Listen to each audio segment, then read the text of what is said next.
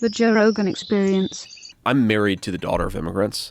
I do think that immigration can enrich this country. I do think that, immigrants, many of them are bringing a lot of to the table, but we have to be honest with ourselves that permitting 500,000 immigrants in a society like ours is much different than permitting 5 million or 50 million immigrants. And importantly, where are the immigrants coming from? What are their values? What are their economic skills? There's something. What's their criminal record? What's their criminal record? There's something very in sort of the modern. Again, this is a new thing because this is not Bill Clinton liberalism. This is something that we're seeing today where they don't even want to talk about the quality and the backgrounds and the skills of people coming into our country. Somehow it's fundamentally racist to say, well, we don't want certain people of certain backgrounds to be in the United States of America. No, it's just common sense. I mean, let me sort of give you a very specific example, okay? So, ask yourself, should America accept 100,000 immigrants from Mexico, okay? Just in the abstract. Well, Mexico is a gigantic country with millions upon millions of people. Who are we talking about? Are we talking about people who speak English as a second language and don't have criminal backgrounds? Or are we talking about people who don't even read and write in Spanish and do have criminal backgrounds? Because those same groups of people, even though they come from the country we call Mexico, are going to assimilate and contribute to America's society much differently. There's something in the modern liberal mind that doesn't even allow you to ask the question, who does America benefit from bringing into this country? And if the answer is we don't benefit, then why would we bring them into the country?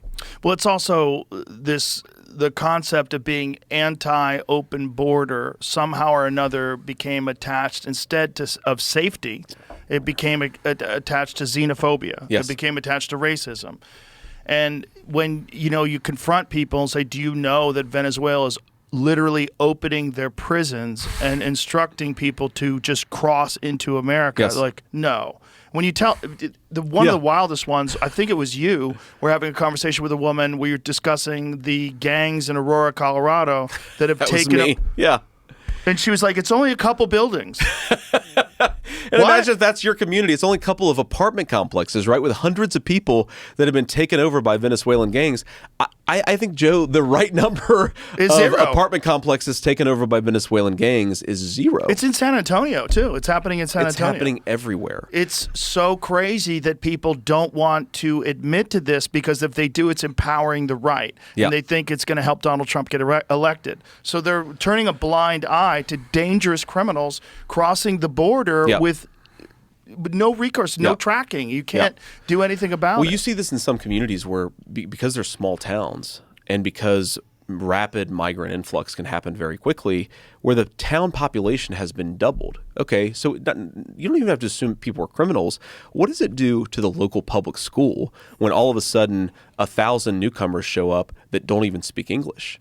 Right? What does it do to the hospital system when you now have thousands of people in a small healthcare system that are showing up to get emergency services because they don't have access otherwise to a doctor, and now the American citizens have to wait in line for 7 hours to get to see a doctor because we've overwhelmed the local hospital system? What does it do to housing prices? We've seen this in a number of communities, including those that I represent in Ohio. When you bring in thousands upon thousands of people, you cannot build enough houses quickly enough to accommodate that, so the cost of housing becomes unaffordable for American citizens. It is the craziest thing that we've seen in this country that you don't even allow people to talk about the effects of mass migration anymore. Right. And that's why I think it's one of the reasons why Donald Trump is going to be elected president, or at least should be elected president, because he's one of the few guys who's saying, you know what, no, we're going to talk about this problem. Yes, some immigrants are good. Some immigrants are not good, and that is an obvious insight to anybody who knows human nature. What do you think is the goal behind allowing this to take place? Now, first of all, one of the things that Kamala Harris has said was that there was a bill that could have fixed the border problem, but that Donald Trump did not want it to take place because he wanted to keep this as a political talking point. Totally dishonest. What was the bill? Okay, here was the bill. What happened is, okay, let me talk about what the bill does first of all. Okay. Number one is it sets a maximum cap on the number of illegal immigrants that we can have before the border shuts down. That maximum cap is 2 million illegal aliens per year. It's like 1.85 million to be more precise. That's number one it did. Number two, it codified what's called catch and release, where a person comes into our country, they're an illegal immigrant, but they say, no, I'm not an illegal immigrant, I'm an asylum seeker. And so their claim for asylum gets adjudicated, but because there's a backlog, because we have so many, their claim isn't going to be adjudicated for 15 years. So rather than having that person wait in Mexico, we give them a work permit, and we give them legal status, and we let them come into the United States of America. That's called catch and release.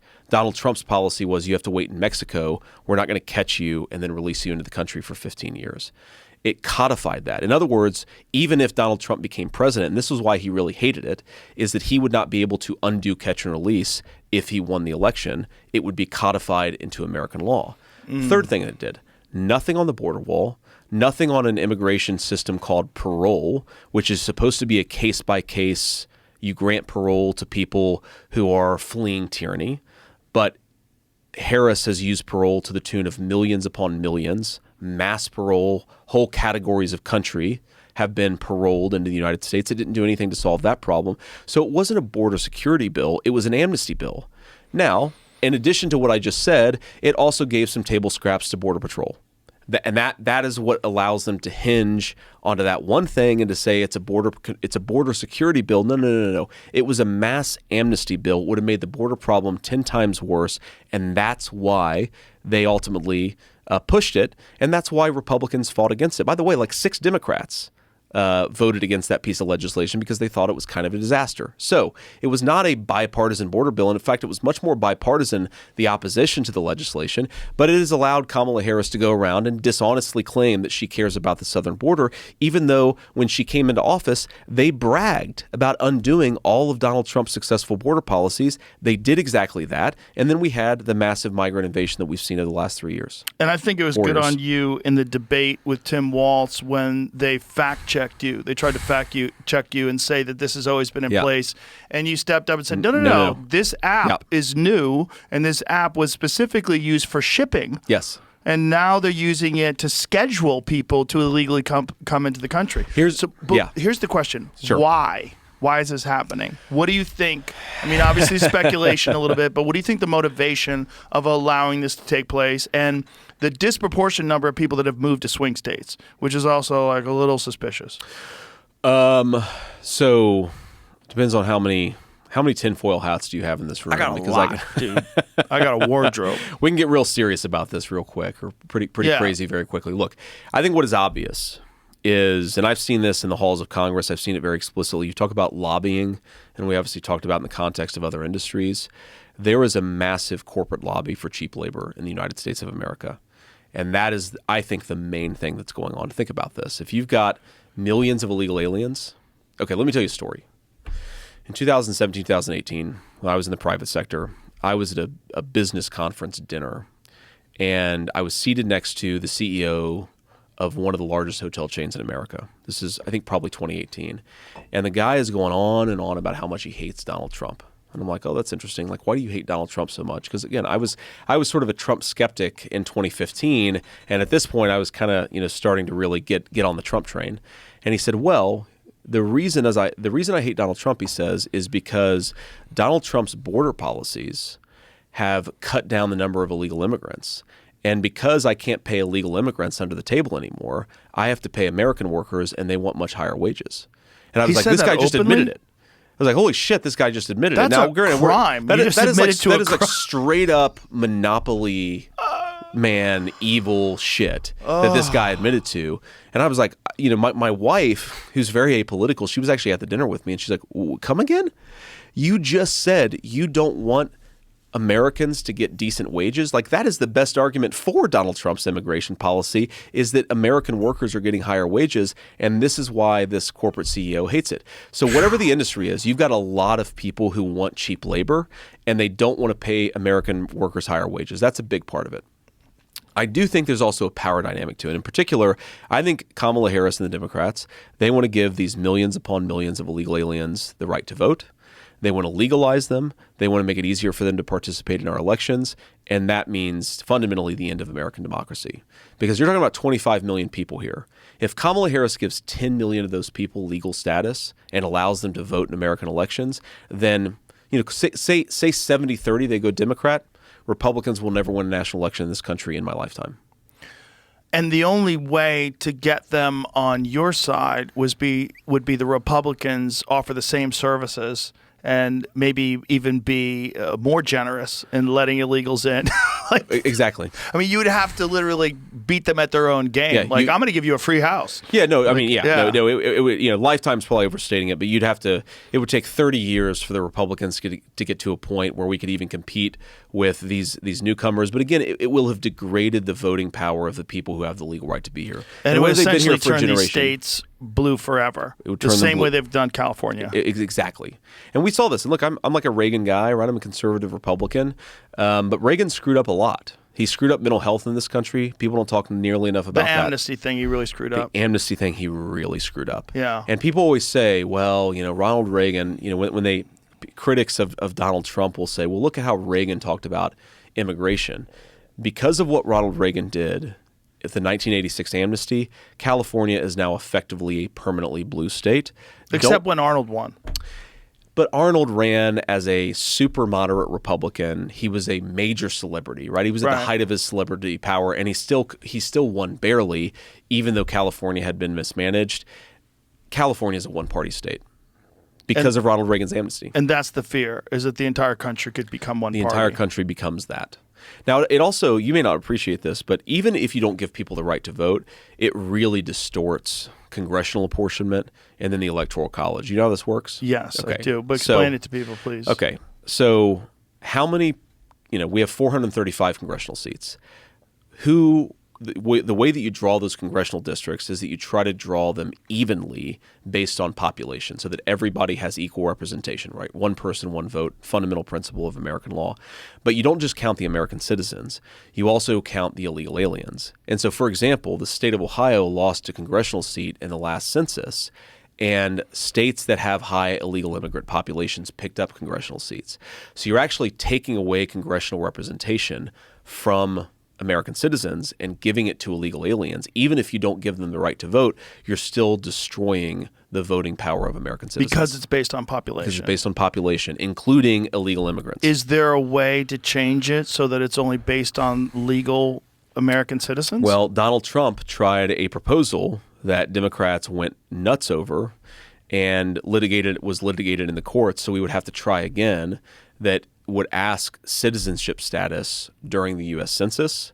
The idea being that if you ask more people their citizenship status, you get fewer people who are answering that question. I think that we should make it, and I do think this would require an act of Congress, but I think that it would be constitutional, is we should just say that illegal aliens are not counted for purposes of congressional representation.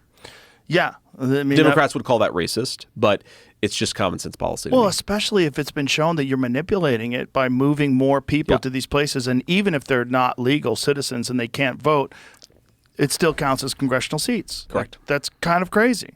That's exactly right. It doesn't. The one that drives me the most crazy is this idea that somehow or another it's discriminatory to require ID to vote. It's nuts. That can only mean, I've tried to look at this from the most charitable position outside of it.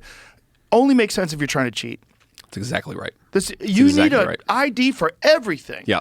You need an ID to rent a car. Well, it's basically illegal now in California. Yes. To ask for voter ID. Which is crazy. Which is totally insane. But, my view, and I'm sure you got many, many listeners in the great state of California, the next time you're pulled over by a police officer, just tell them that you're on your way to vote. I've seen that meme.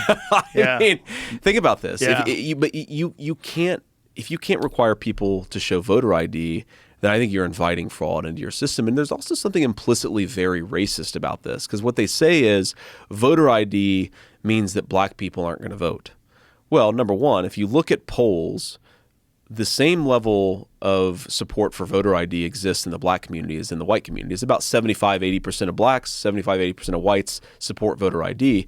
But they're basically saying that black people can't get identification. When they say that voter ID is racist, they're implicitly saying black people can't get identification. I think that's an actual racist concept. I actually assume that my fellow or that black citizens are my fellow Americans, and they can do the same thing that every other citizen can do, which is get identification.